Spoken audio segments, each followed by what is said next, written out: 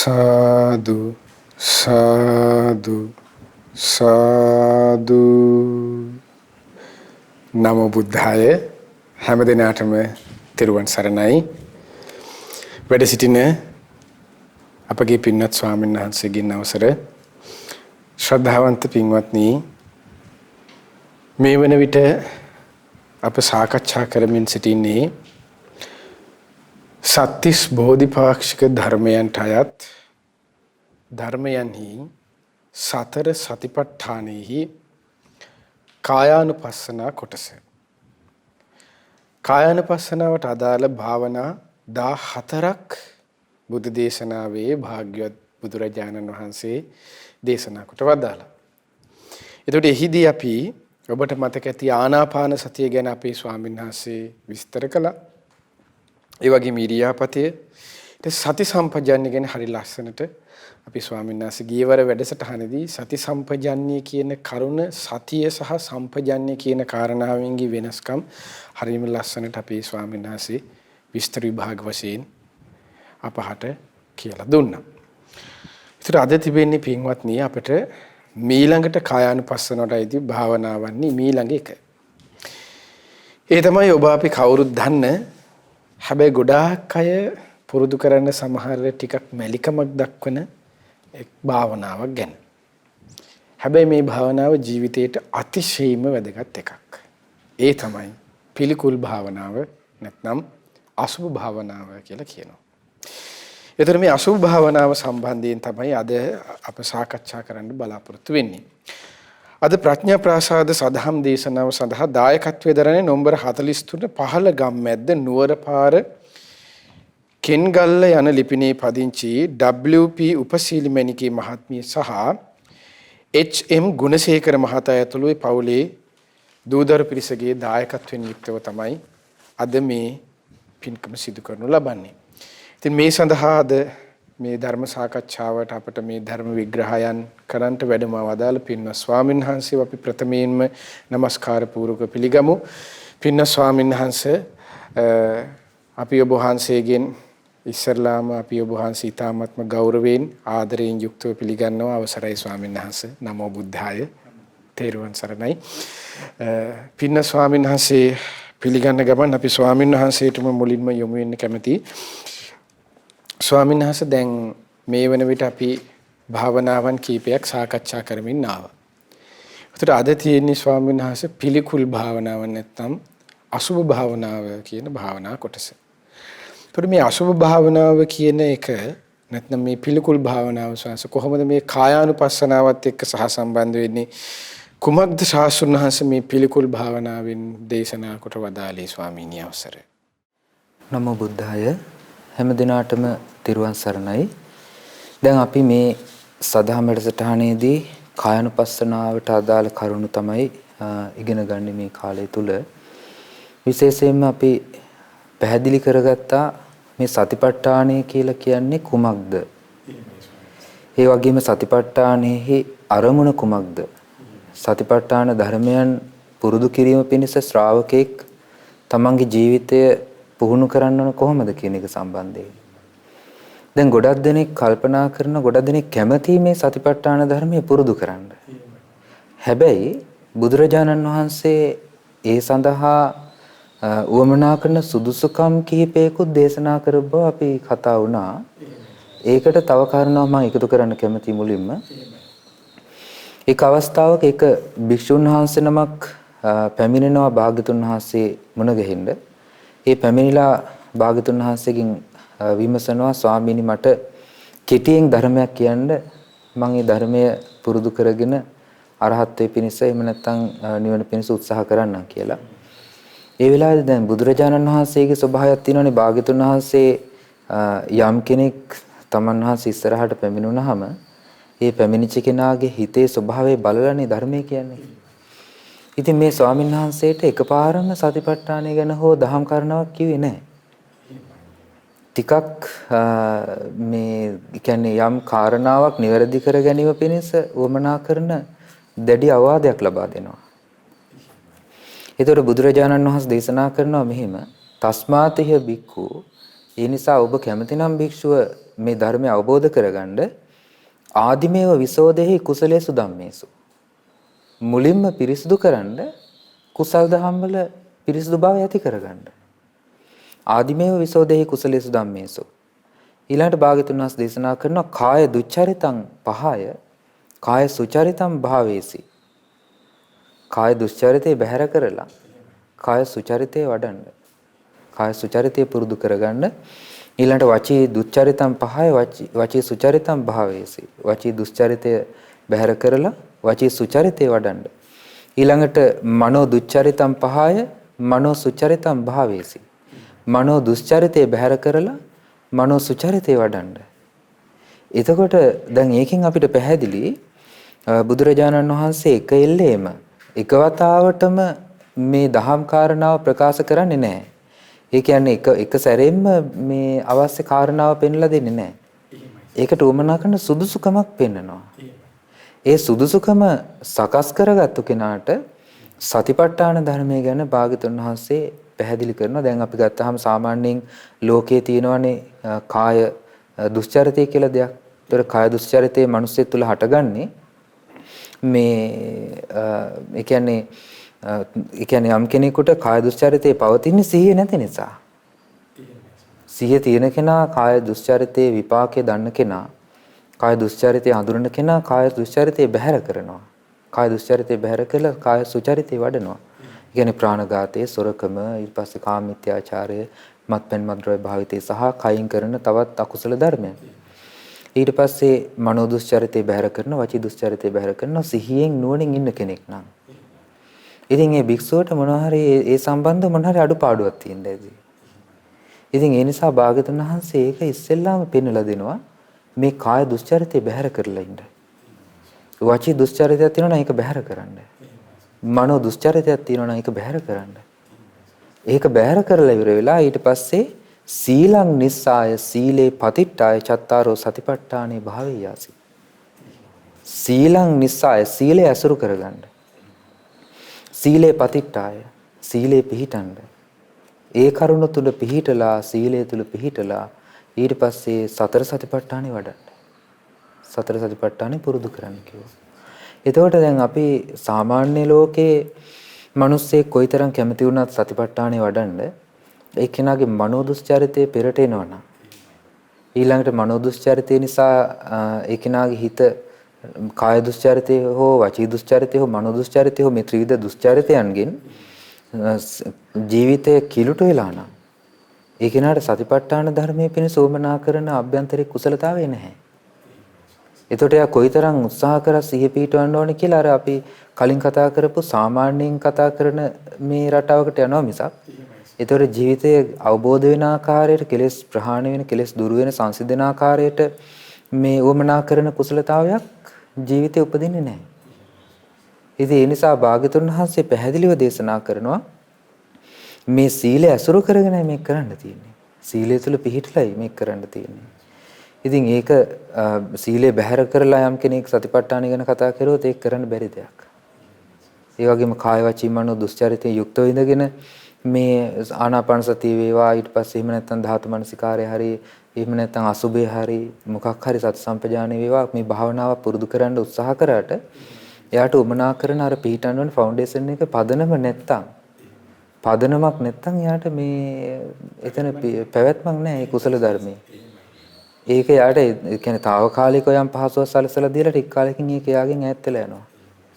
ඒ කුසල ධර්මයට උමනා කරන මේ පිහිටන්න ඕනේ කරන අභ්‍යන්තරික සුදුසුකම ඒ පුද්ගලයා තුළ නැති නිසා. ඒ නිසා අභ්‍යන්තරික සුදුසුකම සහිතව තමයි මේ ධර්මයේ වඩන්න තියෙන්නේ. සතිපට්ඨාන වේවා වෙනත් ධර්මයන් වේවා ඒ ධර්මයේ තුල අභ්‍යන්තරික සුදුසුකමක් එක්ක යන්න තියෙන්නේ. ඒ නිසා දැන් අපි ඒ කාරණා අපි අතිරේකව මතක් කළේ ඒකදී භාග්‍යතුන් වහන්සේ ලස්සන තව ප්‍රකාශයක් කරනවා. ඒ විදිහට යම් කෙනෙක් කටයුතු කළොත් ඒ කිනා රත්ත්‍ංචේව දිවාච යම් රාත්‍රියක් වේවා දවසක් වේවා උදා වෙනවද උද්දීව පාටිකංකා කුසලස් ධම්මේසු නොපරිහානි. කුසල් ධර්මයන් පිළිබඳ දියුණුවක්ම කැමති වෙන්න ඕනේ. පරිහානියක් එයාට සිද්ධ වෙන්නේ නැහැ. කුමක් තුල සීලය තුල පිහිටලා සීලය අසුරු කරගෙන ධර්මයේ පුරුදු කරන කෙනාට. ඉතින් ඒ නිසා එහෙම කෙනෙක් මේ කය ගැන නුවණින් විමසලා බලනවා නම් ඒ කෙනාට සැබෑවට මේ කයේ ස්වභාවය තේරුම් ගන්න පුළුවන් කායනුපස්සනාව වඩනකොට. එතකොට දැන් අපි කතා කරන්න තියෙන්නේ අපිට පිළිකුල් භාවනාව. එහෙම නැත්නම් අසුබ මානසිකාරය. එතකොට මේ අසුබ මානසිකාරය කියන එකේදී භාගතුන් වහන්සේ පැහැදිලි කරනවා මේ කයේ තියෙන කොටස් පිළිබඳව වෙන් කර කර.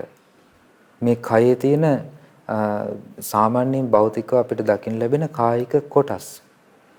ඒ කායික කොටස් වෙන් කර කර බුදුරජාණන් වහන්සේ පෙන්වනවා. ඒකට දැන් මුලින්ම උන්වහන්සේ පෙන්ලා දෙනවා අත්තිමස්මින් කායේ කේසාලෝමා නකාදන්තා තචෝ. මේ කයේ තියෙනවා මූලිකව අපිට බාහිරින් දැක ගන්න පුළුවන් විදිහේ කොටස් පහක්. ඒ බාහිර කොටස් පහ තමයි අපිට මතු පිටට පේන මේ කෙස් පේනවා මතු පිටට. ඒ කියන්නේ බාහිරින් තමයි තියෙන්නේ. ඊට පස්සේ ලොම් පේනවා බාහිර තියෙන දෙයක්. ඊළඟට නියපොතු පේනවා. ඊළඟට දත් පේනවා. ඊළඟට සම පේනවා. දැන් මේ දේවල් ටික තමයි මේකයි බාහිරට පේන දේවල් ටික. එතකොට ඒයින් අභ්‍යන්තරයේ තමයි අනිත් සියලුම කොටස් තියෙන්නේ. එතකොට අපි මුලින්ම ඒකට කියන අපි තච පංචකය කියලා. එතකොට පැවිදි වෙනකොටත් මේ පැවිදි කරද්දිත් ඒ තච පංචක කර්මස්ථානය කියලා තමයි පැවිදි කරන්නේ. ඒ මොකද මේ කයේ තියෙන ස්වභාවය අවබෝධ කරගන්න උවමනා කරන විශේෂ විමර්ශනයක් මේ අසුබ මනසිකාරයෙන් කරලා දෙනවා. එතකොට සාමාන්‍ය ලෝකයේ කාය ඡන්දය කියන දේ තියෙනවනේ. කාය ඡන්දය කියලා කියන්නේ මේ කය කෙරෙහි පවතින කැමැත්ත. ඊළඟට මේ රූපය කෙරෙහි රූප ඡන්දය කියලා දෙයක් තියෙනවා. ඒ කියන්නේ රූපේ යම් යම් නිමිති කොටස් අනු නිමිති වශයෙන් ගන්න මේ ශරීරයේ කොටස් වශයෙන් අරගෙන ඒවට උපදවනවා සිතේ ප්‍රිය භාවයක්. ඒක සමහර විට කෙස් නිසා වෙන්න පුළුවන්. ඒතර කෙස් වලට සමහර අය කැමති අනිත් කෙනෙකුගේ කෙස් වලට. ඒ කියන්නේ පොදුයි. ඒ කියන්නේ එක වෙන වෙන ගස්සාම ඇත්තට මෙතන කැමැත්තක් නැහැ. නමුත් පොදුවේ රූපයක් විදිහට ගත්තාම ඒ කෙස් කලාපයක් ගැන වර්ණනා කරනවා, ඇස් ගැන වර්ණනා කරනවා, හම ගැන වර්ණනා කරනවා, දත් ගැන වර්ණනා කරනවා. ඒතකොට මේ වගේ නොඒක ආකාරයෙන් මේ ශරීරයේ එක එක ස්වභාවයන් නිමිති වශයෙන් අනුනිමිති වශයෙන් වර්ණනා කරන ස්වභාවයක් තියෙනවා. ඒතකොට පුද්ගල සිතේ ස්වභාවය තමයි මේ රූප ඡන්දය ඊතා ඉක්මනින් උපදිනවා. ඊළඟට රූප ඡන්දය තුල හට ගන්නා වූ කෙලෙස් හරිම මේ කියන්නේ ඒ කෙනාගේ ජීවිතය සසර ගමනටම යොමු කරන ආකාරයේ කෙලෙස් උපද්දවලා දෙනවා. එතකොට අපි ගත්තාම සමහර අය මේ රූපය ඇසුරු කරගෙන රූපය නිසා බොහෝ පව් කරගන්නවා. ඒකට කියනවා රූප මදේ කියලා. ඒ කියන්නේ රූපය නිසා මත් වෙනවා. තමන්ගේ රූප සම්පත්තියෙන් මත් වෙනවා සමහර අය. ඒ මත් වීම තුළ ඒ කිනාට කරන පාපී දේවල් අකුසල් කුසල් මොනවද අකුසල් මොනවද කියලා අඳුනගන්න බැරි විදිහටම ඒ රූප මදයෙන් මත් වෙනවා. ඊළඟට සමහර අය යෞවන මදයෙන් මත් වෙනවා. ඊළඟට ජීවිත මදයෙන් මත් වෙනවා. මේ විදිහට මේ මත් වීම බුදුරජාණන් වහන්සේ දේශනා කරනවා. ඊළඟට ආරෝග්‍ය මදයෙන් මත් වෙනවා. මේ විදිහට නොඑක ආකාරයේ මත් වීම තියෙනවා. මේ මත් වීම මුල් කරගෙන අකුසල් කරනවා. මේ මදයන් නිම්මදනය කිරීම පිණිස මද නිම්මදනෝ කියලා තියෙනවානේ භාගතුන් වහන්සේගේ ධර්මයේ. ඒ කියන්නේ මත් වීම දුරු වීම පිණිස ඒවා නැති කිරීම පිණිස භාගතුන් වහන්සේ වදාළ ප්‍රධාන භාවනාවක් තමයි අසුබ මනසිකාරය. ඒ අසුබ මනසිකාරය ගැන අපිට නොයෙක් සූත්‍ර දේශනාවල සඳහන් වෙලා තියෙනවා. මේ සතිපට්ඨාන සූත්‍රයට අමතරව එක් අවස්ථාවක පින්ඩෝල භාරද්වාජ රහතන් වහන්සේගෙන් උදින් රජුරු අහන ප්‍රශ්නයකට භාරද්වාජ රහතන් වහන්සේ පිළිතුරු ලබා දෙනවා. මේ භික්ෂුන් වහන්සේලා ඒ කියන්නේ අහනවා ප්‍රශ්නේ මේ භද්‍ර යවුනේ ඉන්න කළු කෙස් තියෙන ඊළඟට කාමයන් අනුභව නොකරපු මේ භද්‍ර යවුනේ ඉන්න භික්ෂුන් වහන්සේලා කොහොමද අහනවා මෙච්චර කැමැත්තෙන් බඹසර රකින්නේ ඊළඟට මෙච්චර කැමැත්තේ විරාගී චරිත පුරුදු කරන්නේ විරාගී ජීවිත වඩන්නේ. එතකොට මේ භාරද්වාජ රහතන් වහන්සේ ප්‍රකාශ කරන පින්වල භාරද්වාජ රහතන් වහන්සේ මේ භික්ෂුන් වහන්සේලා අසුබ මනසිකාරය වඩනවා කියනවා. ඒ අසුබ මනසිකාරය පුරුදු කරලා ඒ අසුබ මනසිකාරය ඇසුරු කරගෙන මේ සිත සංසිඳවනවා කියනවා. එතකොට රාගයෙන් මත් වෙන සිත විරාගී බවට පත් කිරීම පිණිස අසුබ මනසිකාරය ශ්‍රාවකයාට බොහෝ සෙයින් උපකාරයි. ඊළඟට ඒ පින්ඩෝල බාරද්දාජ රහතන් වහන්සේගෙන් අහනවා තව දෙයක්. දැන් සමහර අය මේ අසුබ මනසිකාරය වරදවා ගන්නවනේ. ඒ කියන්නේ අසුබ මනසිකාරය ඇසුරු කරගෙන සමහර කෙනෙකුට සුබ සංඥා උපදිනවා. ඒක විශේෂ කාරණාවක්. දැන් අපි ගත්තොත් කෙනෙක් එකපාරටම අසුබය වඩන්න ගිහිල්ලා ඒ අසුබ භාවනාව පුරුදු කරගෙන යනකොට සමහරලාට එයාට සුබ සංඥා උපදිනවා. ඒ කියන්නේ අර පිළිකුල් බව හිතේ සැබෑවටම පිහිටුවා ගන්නේ නැතුව කෙනෙක් මේ ශරීර කොටස් වෙන වෙන වශයෙන් මෙනෙහි කරනවා. ඒක පිළිකුල් සංඥාවක් ගන්නෙ නැතුව. ඒ කියන්නේ දැන් අපි හිතමු කෙස් කියලා. ඒතර කෙස්වල තියෙනවනේ එක්තරා ස්වභාවයක්. ඒට අයිති වෙන ඒට උරුම වූ ස්වභාවයක් තියෙනවා. ස්වාමීන් කොහොමද දැන් එතකොට පිළිකුල් සංඥාව ගන්නවා කියලා අපි දන්නේ කොහොමද? ඒ කියන්නේ දැන් සාමාන්‍යයෙන් කෙස්න් ලොම් නියදත් සම්මාසාදී මේ බාහිරට පේන අරමුණු තියෙනවනේ. ඒතකොට මේ කොටස් පහ ඇසුරු කරගෙන තමයි බොහෝ විට පුද්ගලයාගේ සිත මේ ආසාවට නැඹුරු වෙන්නේ. ඒතකොට ආසාවට නැඹුරු වෙන ওই කරුණු පහ ඇසුරු කරගෙන. ඊළඟට දැන් ඒ කියන්නේ අපේ හිත පිහිටලා තියෙන්නේ ඒ සුබ සංඥාවෙම තමයි සාමාන්‍ය පුද්ගලයාගේ හිත පිහිටලා තියෙන්නේ. ඒකට භාගතුන් වහන්සේ පෙන්ලා දෙනවා ඒකට කියනවා සංඥා විපල්යාසය. සංඥා විපල්යාසය කියලා කියන්නේ දැන් අනිච්චේ නිච්ච සංඥේ. ඊට පස්සේ අත්‍ය අනත්‍ය අත සංඥේ. ඊළඟට දුක්ඛේ සුඛ සංඥේ. ඊළඟට අසුභේ සුභ සංඥේ. මේක තමයි සංඥා විපරීත භාවය. ඒ සංඥා විපරීත භාවය කියන එක සාමාන්‍ය මනුස්සයාගේ හිතේ පිහිටලා තියෙන දෙයක්. ඒකට 아무තේ මහන්සි ගන්න දෙයක් නැහැ. එතකොට යම් රූපයක ආස්වාදය ඇති වෙන ආකාරයට ඒ රූපය මේ මෙනෙහි කිරීමේ අභ්‍යන්තරික අයෝනිසෝ මනසිකාරයක් පුද්ගල සිතේ තියෙනවා. ඒ කියන්නේ බාහිර රූපයත් ඊට පස්සේ ඇසෙන් බාහිර රූපේ දකිනවා. ඒ රූපේ නිමිත්තක් ගන්නවා. ඒ බාහිර නිමිත්ත ඇසුරු කරගෙන අයෝනිසෝ මනසිකාරය යෙදෙනවා. ඒතර සුභ සංඥාවයි අයෝනිසෝ මනසිකාරයයි නිසයි සිතේ රාගය උපදින්නේ. සිතේ කැමැත්ත උපදින්නේ. රූපයෙන් සිත රූපේ කෙරෙහි චන්දරාගය උපදින්නේ. එතකොට ඒ රූපේ තියෙන සැබෑ తත්වයේ අසුභ බවම හිතට නගා ගැනීම එහෙම නැත්නම් හිතේ ගොනු කර ගැනීම තමයි අසුභ සංඥාව කියලා කියන්නේ. ඒත් ස්වාමීනි කොහොමද මේ අසුභ සංඥාව අපේ හිතේ ගොනු කරගන්නේ? ඒක වෙන් වෙන්ව බලන්න ඕනේ. මේ ශරීරයේ තියෙන කොටස් වල ස්වභාවය දැන් අපි ගත්තාම කෙස්, ලොම්, නියපොතු. දැන් නියපොතු ගන්නකෝ. ඒතොර නියපොතු වල ස්වභාවය අපි ගත්තාම ඒක අපේ ඇඟිලි වල තියෙනකන් මේක පාට කරනවා, ලස්සනට කපනවා. ඊට පස්සේ මේ එක එක දේවල් කරනවානේ. ඒ අර සුභ සංඥාව. ඒ සුභ සංඥාව. ඒ සුභ සංඥාවෙන් ඒක ප්‍රිය ලෙස ගන්නවා. ඒ අරගෙන ඊට පස්සේ මේ ඒ සුභ සංඥාවෙන් ගන්න දේ ඇත්තටම වෙන්නේ මොකද්ද කියලා අපි විමසලා බලන්න නැත්තම් ඒ සුභ සංඥාව තුළ හිත පිහිටලා තියෙනවා. ඒකේ ඇත්තටම වෙන්නේ මොකද්ද? නියපොතු ටිකෙන් ටික දි รา පත් වෙන දේවල්. ඊළඟට කාලානුරූපව මේ නියපොතු කැඩිලා බිඳලා යන දේවල්. ඊළඟට අපි හිතමු දැන් අපි ජීවත් වෙලා ඉන්නේ නැද්දිම අපේ ශරීරය අයින් කරන කොටස් තියෙනවා නියපොතු ඒ එක කොටසක් නේ. ජීවත්ව සිටිද්දීම අපි අයින් කරන කොටසක් නේ.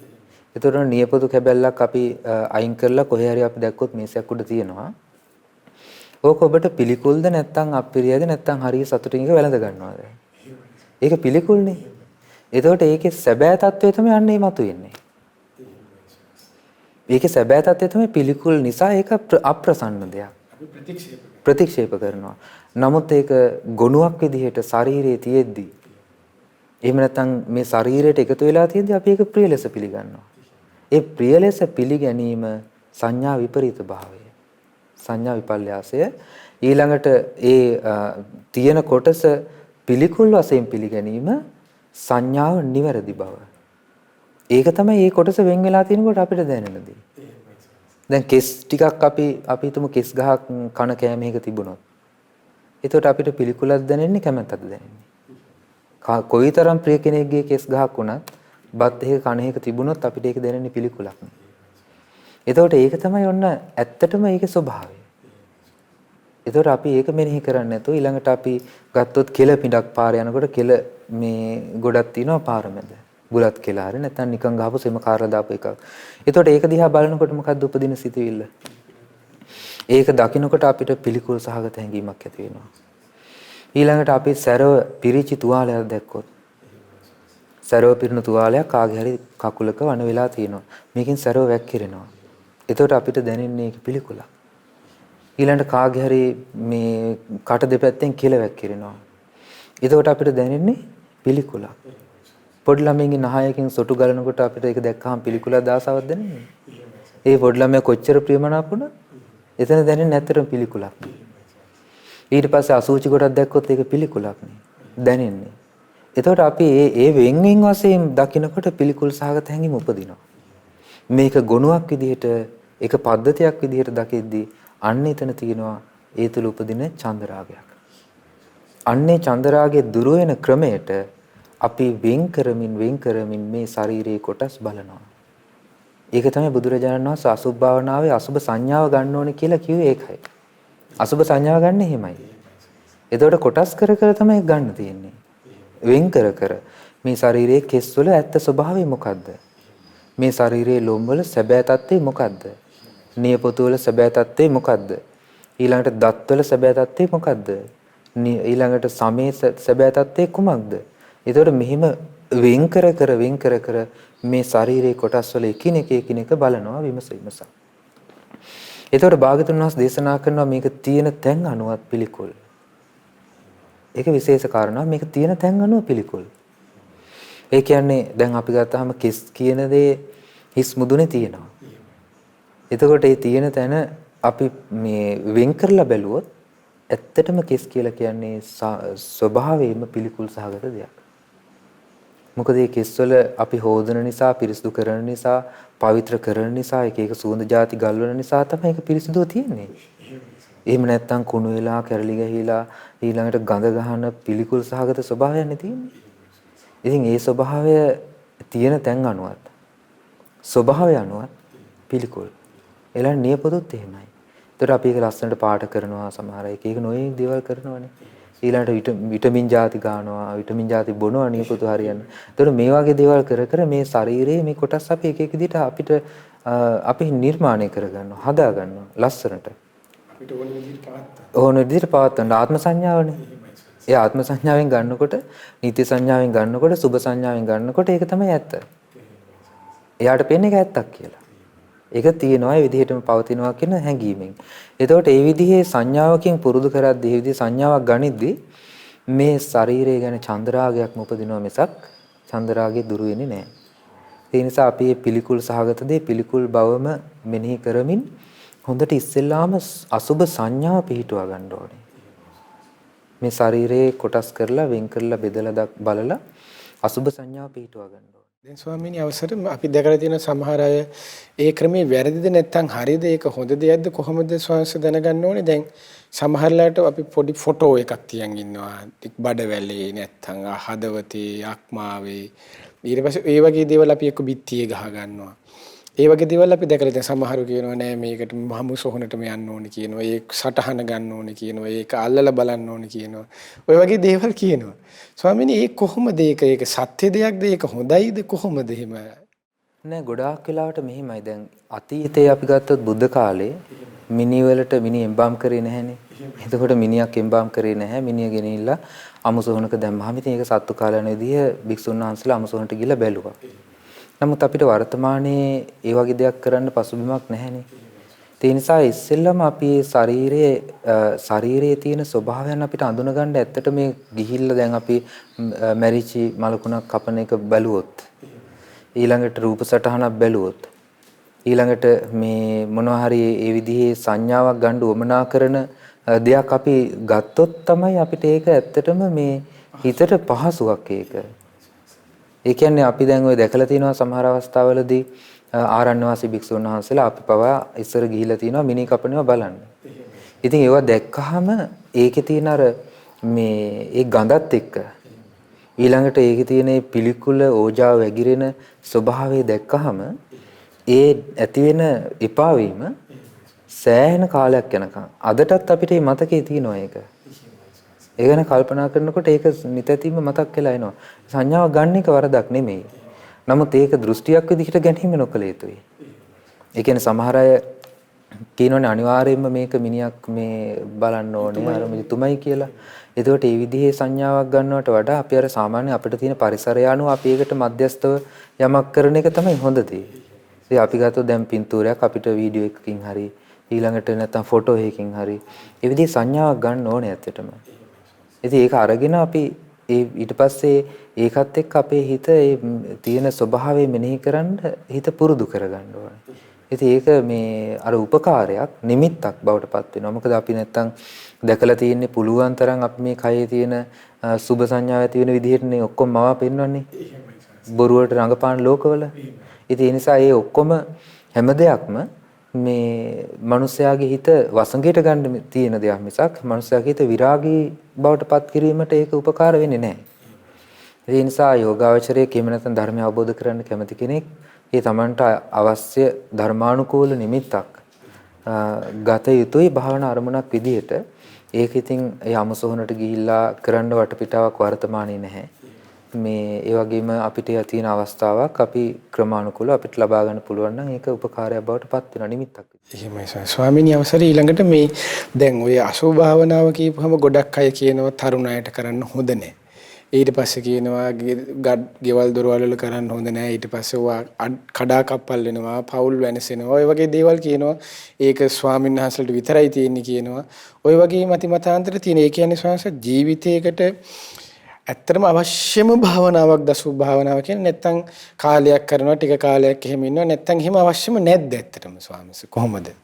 මෙහෙමයි දැන් ගිහි ජීවිතයක හිටියත් පැවිදි වුණත් ධර්මය අවබෝධ කරන්න කැමති කෙනෙක් ඉන්නවා නම් ඒ අවබෝධ කරන්න කැමති ශ්‍රාවකෙක් අනිවාර්යයෙන්ම මේ භාවනාවන් පුරුදු පුහුණු කරන්න ඕනේ. ඒ මොකද මේ ජීවිතය කෙරෙහි පවතින චන්දරාගය සහ කය කෙරෙහි පවතින ඇල්ම බන්ධනය මේ සසරේ අපි ගිනාවේ මේ කරුණ නිසානේ. ඉතින් මේකට අර මේ ක්‍රමානුකූල ධර්මඥානයක් පුද්ගලයන් තුළ උපදින්න ඕනේ. උපදවා ගන්න ඕනේ.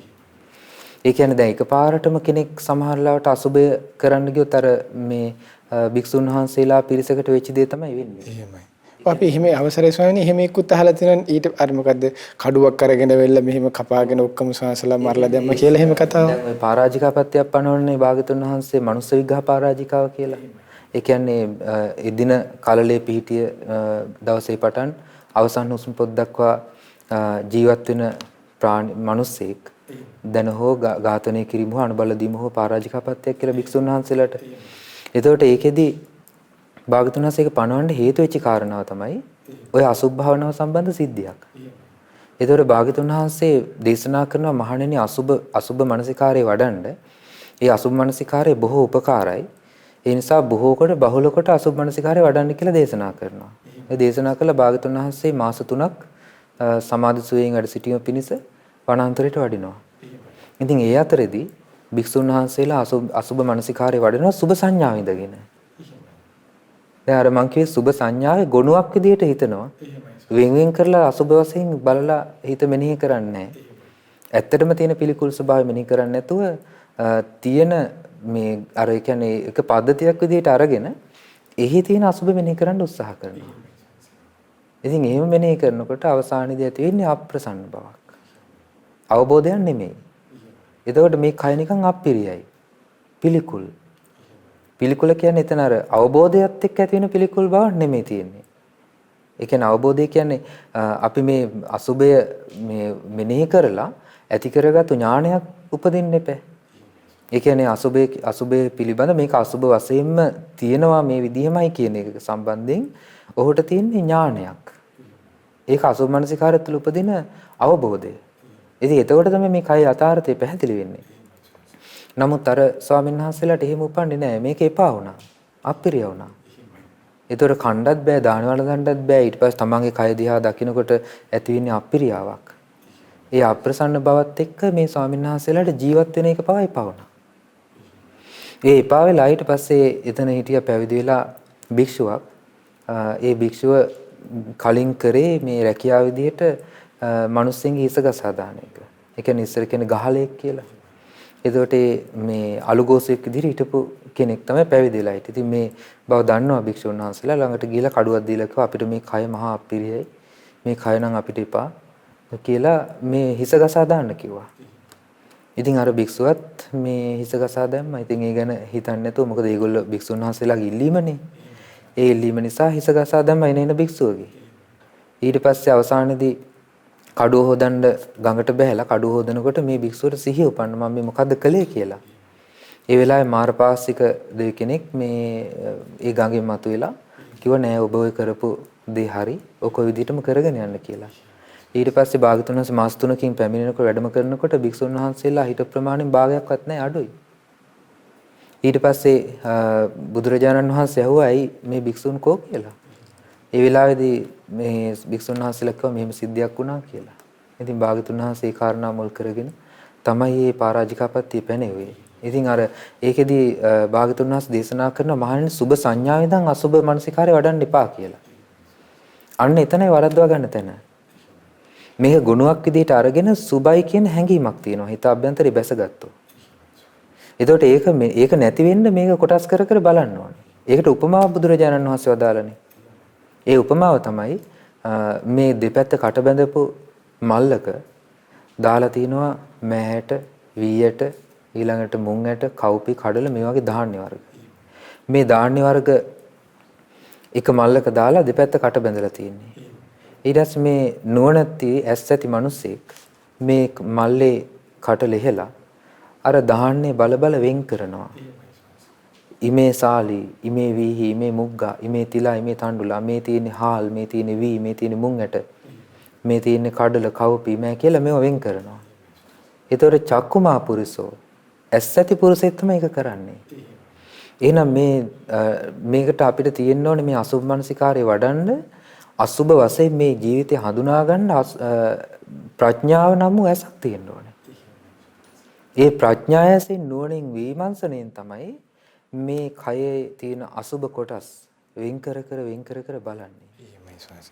එතකොට ස්වාමීනි අවසර දැන් අහලා තියෙනවා දැන් දේශනාව තුළ තියෙන සතිපට්ඨාන සූත්‍රය තියෙනවා ඒ විදිහට දැන් අපි ස්වාමීන් විස්තර කළා වගේ මේ ඒ නුවණැති පුරුෂයෙක් දෙපැත්තේ තියෙන මල්ල ලිහලා එක ඒ ධාන්‍ය වර්ග වෙන් කර බලනවා වගේ මෙහි දැන් මේ අසුභ භාවනාවේ දෙතිස් කුණපය කියලා එකක්. ස්වාමීනි මොකක්ද මේ දෙතිස් කුණපය කියන්නේ කොහොමද ඒක දැන් ඒ 32ම සිහි කරන්න ඕනද නැත්නම් ඇත්තටම අසුභේ පුරුදු වෙන්න යන කෙනෙකුට දැන් සමහර වෙලාවට අපිට අද කාලේ ගත්තාම සමහර විට ඔක පිළිවෙලකට සමහර කෙනෙකුට මතක තියාගන්නත් බැරි වෙයි. කොහොමද ස්වාමීනි මේ විදිහට මේ දෙතිස් කුණපය හරි සිහි කරමින් කොහොමද කෙනෙක් මුල සිට මේ පිළිකුල් භාවනාව කියන භාවනාව පුරුදු කරගන්න ජීවිතේට ස්වාමීනි? ඇත්තටම මේකෙදී කොටස් 32ක් කියන එක භාගතුන් වහන්සේගේ අවබෝධයෙන් භාගතුන් වහන්සේ දේශනා කරපු කොටස් වෙන් කරලා. ඒතකොට අදටත් අපි ගත්තාම ශරීරයේ තියෙන මේ කොටස් ටිකම තමයි. එහෙම වෙනසක් වෙලා නැහැ. ඉතින් මේ කොටස් අපිට වර්තමානයේ දකින්න සමහර අවස්ථාවලදී ක්‍රම ගොඩාක් අඩුයි. වෙන් කර මේ කොටස් කියලා අපිට දකින්න අමාරුයි. ඒ නිසා දැන් අපි තචපංචකය ගත්තොත් දැන් පැවිදි කරනකොට ප්‍රකාශ කරන කොටස් පහ තියෙනවානේ අසුබ මේ භාවනා විදිහට. එතකොට ඒකෙදී මුල් කොටස් පහනේ තියෙන්නේ. එතකොට ඒක අනුලෝම ප්‍රතිලෝම වශයෙන් මෙනෙහි කරනවා. ඊට පස්සේ එතනින් එහාට මාංසන් ආහාරු අට්ටි මිංජා වක්කම් කියලා එතකොට මේ වක්ක පංචකය කියලා එතෙන්ට කියනවා. ඒ පහ බෙදලා තියෙනවා. ඒ පැරණි මේ මහතෙරුන් වහන්සේලා ඒ විදිහට කොටස් කරලා බෙදලා තියෙනවා. ඊට පස්සේ ඒ අපි එක කොටසක් අරගෙන අපිට ඕන නම් මෙනෙහි කරන්න පුළුවන් මේ කොටස් වල තියෙන පිළිකුල් බව හඳුනා ගැනීම. එහෙම කළා කියලා ඒක වැරද්දක් නෙමෙයි. නෑ ඒක සම්පූර්ණයෙන්ම කරන්න පුළුවන් නම් හොඳයි. ගොඩාක් හොඳයි. ඒක මතක තියාගන්න පුළුවන් නම් ඒක පාලියෙන් කටපාඩම් කරගන්න පුළුවන් නම් ඊට පස්සේ සිංහල තේරුම මතක තියාගන්න පුළුවන් නම් ඒක මෙනෙහි කරන්න ඒක ලොකු පහසුවක් වෙනවා. ඉතින් ඒකට උත්සාහ කරන කිරීම කළ යුතුයි ඇත්තටම ශ්‍රාවකයෝ. මොකද මේ කොටස් 32 මේ සාමාන්‍යයෙන් අපි ගොඩාක් දේවල් අපිට එක විකාර මතක තියාගෙන ඉන්න ලෝකේ මේ වගේ මෙච්චර වටින දෙයක් අපිට මතක තබා ගැනීම කරන්න අපි උත්සාහ කරන එක කළ යුතුයිනේ. ඒතකොට ඒක ඇත්තටම එහෙම මතක තියාගෙන මෙනෙහි කළ යුතුයි. ඒක ගොඩාක් උපකාරයි. එහෙම නැතුව අපි සාමාන්‍යයෙන් අපි කෙනෙකුට ගොඩාක්ම කෙනෙක් දුර්වල නම් මතක ශක්තිය ගොඩක්ම දුර්වල නම් මොකුත්ම කරගන්න බැරි නම් අන්න ඒ වගේ කෙනෙක් නම් ওই කොටස් 3 4 5ක් මතක තියාගෙන කරා කියලා ඒකට වරදක් කියන්න බෑ. ඒ සාමාන්‍ය ඥානයක් තියෙන කෙනෙක් නම් එයා කෙනාට ඇත්තට මේක ලොකු දෙයක් නෙමෙයි මේ ටික අර මතක තියාගන්න එක. නමුත් මේ කොටස් හඳුනා ගැනීමත් කර යුතුයි. ඒ කියන්නේ කෙස් කියන එක අපිට තේරෙනවානේ කෙස් ලොම් ඊළඟට නියපොතු දත් සම මස් නහර. ඒතර මේ මතු පිටින් තියෙන කොටස් වගේම ඊළඟට නහරවැල් තියෙනවා. ඊළඟට තියෙනවා අට්ටි. අට්ටි කියලා කියන්නේ මේ ශරීරයේ තියෙන අස්ථි කොටස්. ඊළඟට අට්ටි මින්ජන් කියලා කියනවා ඇට ඇතුලේ තියෙනවා මේ ජෙලි වගේ. ඇට ඇතුලේ තියෙනවා ජෙලි වගේ සාමාන්‍ය මේ ටිකක් ඝනකම මේ ස්වභාවය. එහෙම අවසරයි ස්වාමීන් වහන්සේ. දැන් ඒ සමහර අය කියන ප්‍රශ්නයක් තමයි දැන් ওই විදිහට කෙස් ලොම් නිය දත් සම මස් කියලා ඔහම සිහි කරගෙන යනකොට සමහර හිතේ ඕක මැවෙනවා කියනවා. ඒක දැන් ඒ අදහස දැන් අට්ටි නම් දැන් හිස් කබල කිව්වොත් හිස් කබල මැවෙනවා කියන. එතකොට සමහර අය කියනවා ඒ වෙලාවට එතකොට ඔන්න භාවනා අරමුණෙන් එක්ක හිත විසිරිලා කියනවා. සමහරු කියනවා නෑ ඒක හරි කමන්නේ එහෙම පෙවුනට කමන්නේ කියනවා. දැන් කෝකද හරි ස්වාමීනි කොහොමද භාවනාව වැඩෙනවා කියලා කියන්නේ එතකොට? අපිට එක එක කොටස් අරගෙන සාමාන්‍යයෙන් දැන් අට්ටික සංඥාව ගන්නකො. අට්ටික සංඥාවේදී කරන්නේ මේ ශරීරයේ අස්ථි පංජරය වෙන් කරගෙන ඒ අස්ථි කොටස් වලට අවධානය යොමු කරලා ඒ තුල චිත්ත ඒකාග්‍රතාවය පිහිටුවීමනේ. ඒතකොට මෙතෙන්දී ක්‍රම දෙකක් භාගතුන් වහන්සේ මේ සතිපට්ඨාන භාවනා ක්‍රමයේදී පෙන්ලා දෙනවා. ඒතකොට එකක් තමයි සමත පූර්වාංගම විදර්ශනාව. අනිත් එක තමයි විදර්ශනා පූර්වාංගම සමතය. අනිත් තව ක්‍රමයක් තියෙනවා ඒකට කියනවා යුගනන්ද කියලා. එතකොට සමත පූර්වාංගම විදර්ශනාදි කරන්නේ මේ එක එක අපි ඒ තුළ චිත්ත ඒකාග්‍රතාවය පිහිටවනවා. ඒ චිත්ත ඒකාග්‍රතාවයේ පිහිටවීම තුළ ඊට පස්සේ කරන්නේ සිත එකඟ බව දියුණු කරනවා සමාධි වශයෙන්.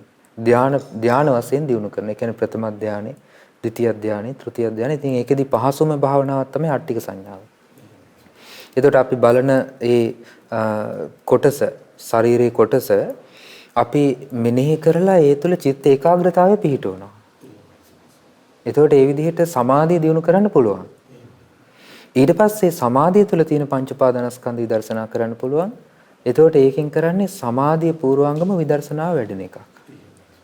ඊළඟට සමහර කෙනෙකුට මේක පුළුවන් මේ කයේ තියෙන කොටස් මෙනෙහි කරලා ඒ කායික කොටස නිමිත්තක් විදිහට ගන්නවට වඩා ඒ ශ්‍රාවකයා කරන්නේ මේ කායික කොටසේ හට ගැනීම නැතිවීම මෙනෙහි කරන එක. ඒ කායික ස්වභාවයේ හට ගැනීම නැතිවීම මෙනෙහි කරන සමුදේ වය වශයෙන්. එතකොට යොමු වෙන විදර්ශනාව මුල් කරගත්තු චිත්ත ඒකාග්‍රතාවයක් අභ්‍යන්තරේ උපදිනවා. ඒක විදර්ශනා පූර්වාංගම සමතය. ඊළඟට සමහර කෙනෙකුට මේ භාවනා ක්‍රමය එහෙම නැත්නම් සතිපට්ඨාන භාවනාව තුළ හෝ මේ භාවනාව දියුණු කරගෙන යනකොට මේ දෙකම සමව වැඩිගෙන යනවා. ඒ කියන්නේ සමානව. සමතයත් වැඩෙනවා. ඒකම මේ ජීවිතයේ මේක හටගන්න විදිහ නැති වෙන විදිහ පිළිබඳවත් ඒ විදර්ශනා ඥානෙ උපදිනවා. ඒ දෙකම සමානව යන්නේ. ඉතින් ඒ විදිහට ඒ ක්‍රම හඳුනා ගැනීම ඇත්තටම ශ්‍රාවකෙක් කරන්න ඕනේ. ඒ කියන්නේ Tamanට මේ භාවනා ක්‍රම වැඩෙන්නේ කොයි විදිහට සමතේ මුලින් වැඩෙනවද විදර්ශනාවක් මුලින් වැඩෙනවද? එහෙම නැත්නම් මේ දෙකම එකට වැඩෙනවද? කියලා එහෙම ඒ විදිහට අර හොඳ සිහියකින් ඉඳගෙන මේක කරන්න ඕනේ එක. එතකොට ඒක අපිට තර්කයට ගන්න බෑ ඇත්තටම. දැන් කෙනෙක් කිව්වොත් මේක මේ නිමිත්තක් විදිහට පිළිහිටනවා කියලා ඒක වැරදිද හරිද කියන එක ගත්තොත් එහෙම ඒකෙදි ඇත්තටම ඒ කෙනාට සිත පිළිහිටන්නේ ඒ ක්‍රමයට වෙන්න පුළුවන්. හැබැයි එතනින් එහාට එයා දියුණු වෙන්න ඕනේ. ඒ තුළ චිත්ත ඒකාග්‍රතාවය වඩාත් බලවත් කරන්න ඕනේ. ඒ චිත්ත ඒකාග්‍රතාවය බලවත් කරන්න සිතේ එකඟ බවත් එක්ක සමාධිය උපදිනවා. ඒ සමාධි නිමිත්තක් විදිහට දැන් ඒක ගන්න පුළුවන්. ඒක අට්ටි මේ ඇටසැකිල්ල මෙනෙහි කරනවා නම් ඒ අට්ටික සංඥාව හොඳම නිමිත්තක් තමයි මේ සිතේ කියන්නේ ධානා සමාපatti පිණිස. හොඳ නිමිත්තක් බවට පත් වෙනවා. ඉතින් ඒකේ වැරද්දක් ඇත්තටම නැහැ. නමුත් ඒක ක්‍රමානුකූලව අර නිවැරදිව ගලපා ගන්න එකයි වැදගත්. වැදගත් වෙන්නේ. එහෙමයි ස්වාමීනි. ඊළඟට අවසර අපේ කාලයත් එක්ක ස්වාමීන් දැන් මේ අසුභ භාවනාව දැන් මෙහෙම කරනකොට ස්වාමීන් දැන් අර උපමානුසාරයෙන් හිතනකොටත් දැන් මේකෙත් තියෙනවා ඉතියජ්ජත්තාවා කායේ කායानुපස්සී බහිද්ධාවා. දැන් මේ විදිහට ස්වාමීන් දැන් කෙනෙකුට හිතෙන්න පුළුවන් දැන් බොහෝ අය කියන ප්‍රශ්නය තමයි තමන්ගේ දැන් කෙස්ලොම් නිය ගැන හිතනකොට පුළුවන් කියනවා. ඊළඟට බාහිර කෙනෙක් ගැන ඒ රූපයක් මුල් කරගත්තකොට අපිට සමහරවල් රාගය ආය හට ගන්නවනේ කියනවා. එතකොට මේ කොහොමද කියලා අහනවා. ඊට පස්සේ දැන් ස්වාමීන් වහන්සේ හරි ලස්සන කරුණක් අපේ ස්වාමීන් විස්තර වුණා. දැන් මේ විදිහට මේ දෙතිස් කුණපේක කොහොමද සමුදයත් අංගමයක් තියෙන්නේ. එහෙම කොහොමද ස්වාමීන් වහන්සේ එහෙම විස්තර වෙන්නේ දේශනාව තුළ අවසරයි ස්වාමීනි එහෙම. එතකොට දැන් අපි දැන් මුලින්ම කියවනේ දැන් ඉස්සෙල්ලා මෙනෙහි කරන්න තියෙන්නේ අපිට යම් නිමිත්තක් අරගෙන. එතකොට මේ නිමිත්ත ගැනීම පිණිස උවමනා කරන මේ බාහිර අරමුණක් අපිට ගන්න පුළුවන් කෙස් හරි ලොම් හරි ආදී ශරීරයේ කොටස් පිළිබඳව. ඊට පස්සේ දැන් අපි ගලපලා බලන්න ඕනේ තමන්ගේ කයට. තමන්ගේ කයට ගලපලා බලනවා කියලා කියන්නේ තමන්ගේ කයෙත් මේ ස්වභාවයමයි තියෙන්නේ. ඒ ස්වභාවය ඒ ආකාරයෙන්ම තියෙන එක වෙනස් ස්වභාවයකටපත් වෙන්නේ නැහැ. කියන විමසීමක් මේ කරුණු ගලපා බැලීමක් කරනවා. දැන් සමහර කෙනෙකුට ඕක හරියට වඩන්න නැතුව පුරුදු කරන්නේ නැතුව හොඳට හිතේ පිහිටුවා ගන්න නැතුව මුලින්ම යනවා බාහිර කයවල දිහා බලන්න ටිකක් තමන්ගේ කයේ ස්වභාවය මෙහෙමයි කියලා තේරුම් අරගෙන. ඒකේ ඒ නොයඩීමේ විපාකය තමයි සිතේ විපලිසර බව. එහෙම නැත්නම් සිත අකුසල් වලට පෙරලීම. ඒ කියන්නේ මනාවකට මේක වඩන්න ඕනේ කන්නේ. ඒ සිත නොයඩී අපි බාහිරට හිත යොමු කරපු ගමන් වෙන්නේ සිතේ රාගය ආදී නොඑක අකුසල අරමුණු උපදින්න පටන් ගන්නවා.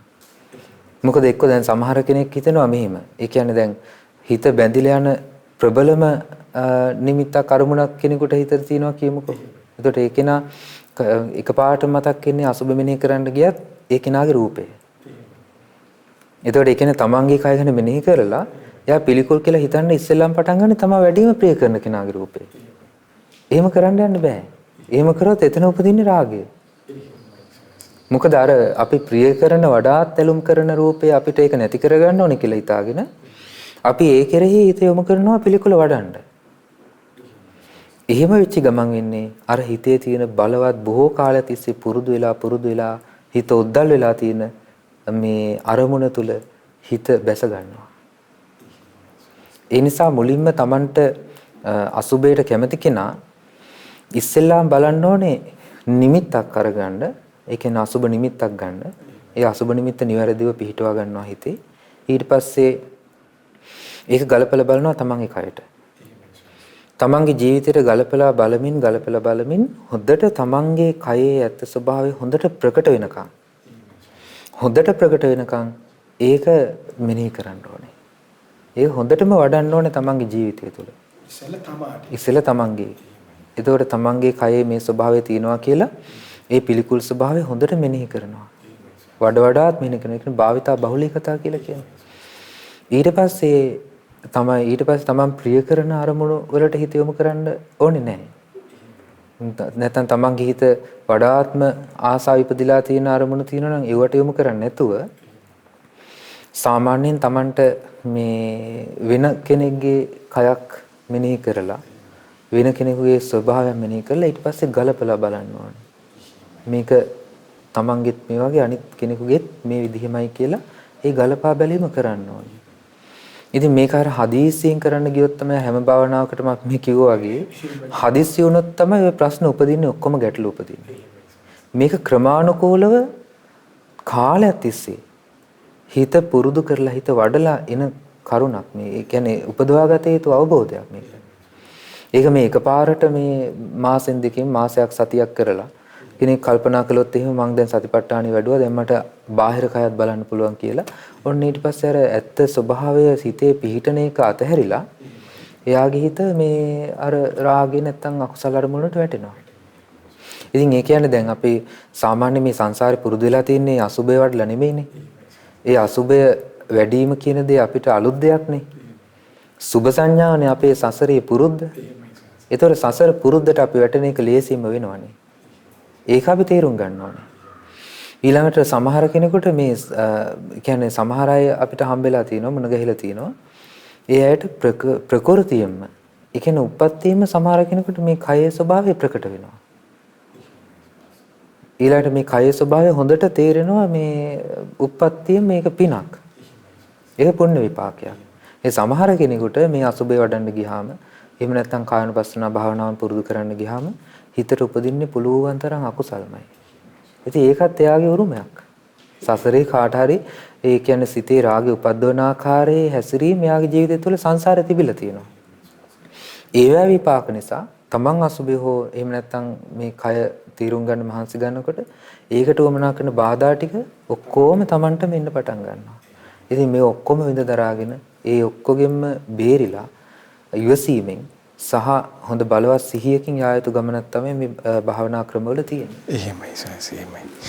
ඉතින් පින්වත්නි අපි ස්වාමීන් වහන්සේ අද ඔබට ඊ타ත්ම ලස්සන වටිනා කාරණාවක් තමයි අද අපේ ස්වාමීන් වහන්සේ අපිට විග්‍රහ කරන්න යෙදුනේ. ඒ තමයි අසුභ භාවනාව පිළිබඳව කෙනෙක්ගේ ජීවිතයකට මනුෂ්‍යාත්මයක් ලබාගත් කෙනෙක්ගේ ජීවිතයට ඊ타ත්ම වටිනා උවමනාම වන ප්‍රධානතම භාවනාවක් තමයි මේ අසුභ භාවනාව. ඉතින් මේ විදිහට පිළිකුල් භාවනාව ඔබේ ජීවිතයට අපේ ජීවිතයට ඔබ අපි හැමෝම පුරුදු කරගත්තොත් අපේ ජීවිතයේ තියෙන මූලික ප්‍රශ්නයක් අපිට සාර්ථකව ඒ ප්‍රශ්නයෙන් අපිට රාගය නැමැති හුලෙන් අපි ඔබ කාටත් ගැලවීමේ උතුම් වාසනාව ජීවිතේ ලැබෙනවා. ඉතින් මේ විදිහට අපිට මේ ලස්සන උතුම් කාරණාවන් අපිට කියලා දුන්න අපේ පින්වත් ස්වාමීන් වහන්සේට අදත් අපි පුණ්‍යානුමෝදනාවන් එක් කරනවා. පින්වත් අපේ ස්වාමීන් වහන්සේ නිදුක් වෙත්වා, නිරෝගී වෙත්වා, සුවපත් වෙත්වා, චිරජීවනයේ දීර්ඝායු සම්පත සැලසේවා. අපේ ස්වාමීන් වහන්සේ සිතන පතන ආකාරයෙන් සීල විතුම් පැතුම් ਸਰව ප්‍රකාරයෙන් සාර්ථක වෙත්වා. අපේ පින්වත් ස්වාමීන් වහන්සේටත් ගෞතම බුදු සසුනේ උතුම් පිළිසන ලබන්න මේ උතුම් පින ඒකාන්තයෙන්ම හේතුපකාර වෙත්වා. අද ප්‍රඥා ප්‍රාසාද සදහම් දේශනාව සඳහා දායකත්වයේ දරන්නේ නම්බර 43 පහළගම්මැද්ද නුවරපාර කෙන්ගල්ල යන ලිපිණේ පදිංචි පින්වත් WP උපසීල මෑණියන් මැණිකේ මහත්මිය සහ HM ගුණසේකර මහතා ඇතුළු පවුලේ සියලු දෙනාගේ දායකත්වයෙන් යුක්තව රැසු සියලු පුණ්‍ය ධර්මයන් ප්‍රථමයෙන් පින් කැමැති සියලු දෙවියන්ට අනුමෝදන් කරමු. සියලු දෙවියන් ඒ වගේම සුමන සම්බන්ධයරුඳුණු පුල්වන් දෙවියන් ඇතුළු ලක්දිව බුදු සසුන සුරකින්න ඒ වගේම මේ ප්‍රදේශ බාර පළාත් බාර සියලු දෙවියෝ සක්දේව රජුන් සතරවරම් දෙවිවරු සෙම්පති දෙවිවරුන් ඇතුළු සියලු දෙවියන් බ්‍රහ්මයන් මේ පින් අනුමෝදන දිව්‍යාවසෙන් වර්ණයෙන් සැපයෙන් බලයෙන් වැඩිත්වා ශ්‍රද්ධා සීල ශ්‍රුත ත්‍යාග ප්‍රඥා යන උතුම් සීක බල ධර්මයෙන් වැඩිත්වා පිනින් සතුරුනි සියලු දෙවියන්ගේ දිව්‍ය රැකවරණේ ආරක්ෂා උදව් උපකාර ඔබ අප සියලු දෙනාටමත් සැලසිත්වා. ඒ වගේම දායකත්වද රූප සීල මැණිකේ මෑණියන් ගුණසේකර මහතා ඇතුළු පවුලේ සියලු දෙනාටමත් සීල ආරක්ෂාව රැකවරණේ සලසා දෙත්වා. දෙවියෝද බ්‍රහ්මයෝද මේ පින් අනුමෝදන්ව ගෞතම බුදු සසුනේ චතුරාර්ය සත්‍ය ධර්මයේම අවබෝධ කරත්වා. ඒ වගේම දායකත්වද රූප පින්නතුන් නමිනුත් ඔබ අප සියලු දෙනා නමිනුත් මිය පරලොව ගොස් ගුරු දෙමව්පිය ඥාති වර්ගයේ අනන්ත සසර පුරා මෙහිමවත් දක්වා පින් බලාපොරොත්තු වෙන් ඇතනම් ඒ සියලු ඥාතීන්ද සමලෙස මේ පින් අනුමෝදන ඥාතීන්ගේ පරලොව ජීවිත සැපවත් වෙත්වා, සුවපත් වෙත්වා, ඥාතීන්ද සංසාර දුකින් අත මිදෙත්වා. ඒ වගේම දායකත්වයේ දරුවෝ නම්බර 43 පහළගම්මැද්ද නුවරපාර කෙන්ගල්ල යන ලිපිණේ පදිංචි පින්වත් WP උපසීල මැණිකේ මෑණියන් සහ HM ගුණසේකර මහතා ඇතුළු පවුලේ දූදරු පිරිස් හැම දිනාටමත් මේ පින් අනුමෝදන්නේ සියලු දෙනාමත් නිදුක් වෙත්වා, නිරෝගී වෙත්වා, සුවපත් වෙත්වා, චිරජීවනයේ දීර්ඝායු සම්පත සැලසෙත්වායි. පින්වත් හැම දෙනා කරන කියන සියලු කටයුතු රැකී ආරක්ෂා දූදරුවන්ගේ අධ්‍යාපන කටයුතු ආදී ඇතෙන් හැම දෙයක්මත් ਸਰව ප්‍රකාරයෙන්ම සාර්ථක වෙත්වා. ඒ පින්වත් හැම දිනාටම තුරුවන්ගේ සරණින් දෙවි රැකවරණින් බාධා කරදරයකින් තොරව සුවසේ ජීවිතේ පින් දහම් එක්රැස් කරගෙන ගෞතම බුදු සසුනේ පිළිසරණ ලබන්න මේ පිනුත් ඒකාන්තයෙන්ම හේතුපකාර වෙත්වා. ඔබ අප හැම දිනාගේම ගුරු දේවෝත්තම කල්යාණ මිත්‍ර පින්වත් ලොකු ස්වාමීන් වහන්සේට මේ පින් අනුමෝදන් ගුරු දෙවිඳුන්ටද නිදුක් නිරෝගී සුවපත් භාවය චිරජීවනයේ දීර්ඝායු සම්පත සැලසෙත්වා. ගුරු දේවෝත්තම පින්වත් ලොකු ස්වාමීන් වහන්සේටත් මේ පින උතුම් ධර්මාභෝධයේ පිණිස ඒකාන්තයෙන්ම හේතුපකාර වෙත්වා. ලක්වාසී ලෝවාසී සියලු පින්වත් ස්වාමීන් වහන්සේලා නගාරිකා මෑණිවරුන්ටත් මේ පින් අනුමෝදන් මහා සංඝරත්නයටද නිදුක් නිරෝගී සුවපත් භාවයේ චිරජීවනයේ දීර්ඝායු සම්පත සැලසේවා. උතුම් ධර්මාභෝධයේ පිණිස මේ පිනත් ඒකාන්තයෙන් හේතුපකාර වෙත්වා. ඔබ අප හැම දිනාගෙම දෙමාපිය ගුරුවරණෑද හිත මිතුරු ඇතුළු සෑම දිනාටත් ශ්‍රද්ධා මාසික ධර්ම දාණයෙන් උදව් උපකාර කරන නන්නයිරින් උදව් උපකාර කරන්නා වූ සිව්පසෙන් උපකාර කරන්නා වූ හැම දිනාටමත් මේ පින් සමලෙස අනුමෝදන්ව ඒ ඔබ අප හැම දිනාමත් නිදුක් වෙත්වා, නිරෝගී වෙත්වා සුවපත් වෙත්වා චිර ජීවනයේ දීර්ඝායු සම්පත සැලසෙත්වා කරන කියන සිතන පතන සීල ධාර්මික ඉටුම් පැතුම් රැකී ආරක්ෂා වෙලෙලඳාම් ගොවිතැන්පත් දූදරුවන්ගේ අධ්‍යාපන කටයුතු ආදී යත්නගේ හැමදේමත් ਸਰව ප්‍රකාරයෙන් සාර්ථක වෙත්වා හැම දිනාගේම ජීවිතවලට තුනුරුවන්ගේ සරණින් දිවිරේක වරණින් බාධා කරදර වලින් තොරව සුවසී පින්දහම් රැස් කරගෙන ගෞතම බුදු සසුනේ පිළිසරණ ලබන්න මේ රැස් කරන්නා වූ සීල පිණුත් ඒකාන්තයෙන්ම හේතුපකාර වෙත්වා හැම දිනාටම තෙරුවන් සරණයි නමෝ බුද්ධාය. මෙවැනි වටිනා ධර්මදේශනා ශ්‍රවණය කිරීමට ශ්‍රද්ධා ඩේලි YouTube චැනලය සබස්ක්‍රයිබ් කරන්න.